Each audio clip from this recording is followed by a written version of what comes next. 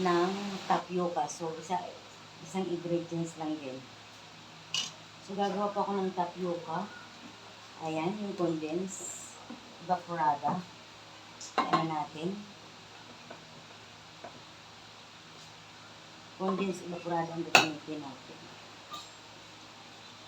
At saka, all-purpose. Linagay ko na po yung isang all-purpose. Ito po.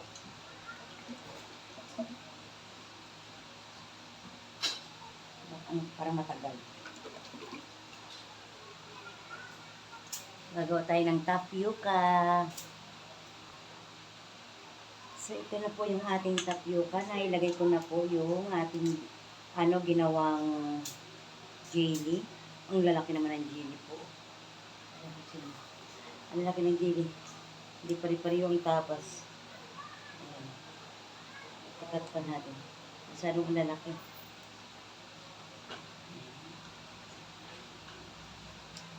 Masyado kasi makapal yung pakagawa ko ng lyanera ng jelly. Kaya ang lalaki din.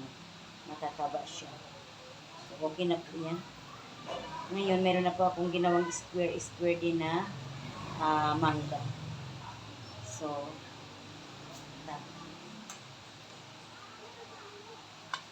ayan po yung ating tapioca. Alagay po natin yung ating mangga na ginayat ng square. Ayan, halog po natin yan. Halo-halo na. So, ayan. Nakahalog na po yung ating lalaki talaga ng jelly niya.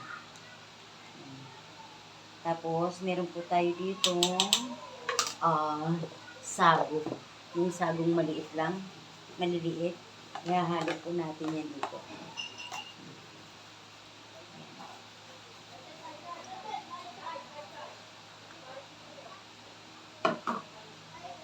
So, ayan, hinalog po natin yung sago dito sa ating tapioca. Kasama pong sago po na maliliit lang.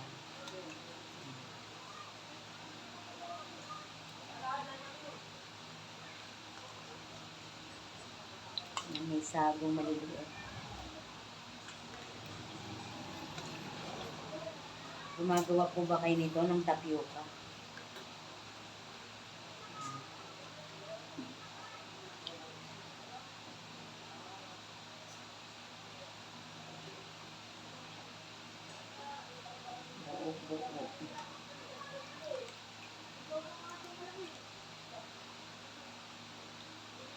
Yan po yung tapioca natin.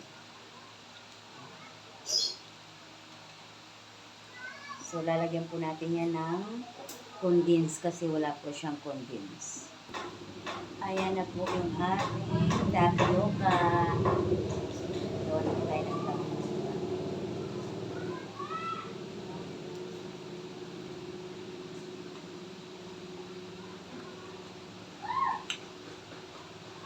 Sa mga anak natin,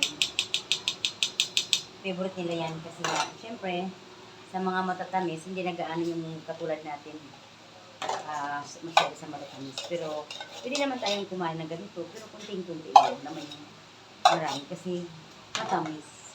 Lalo na ng mga diabetic dyan, iwas-iwasan natin po yung matamis. So, ayan. Ayan yung ating nagawang tapioca. Ayan po siya. Yummy yan.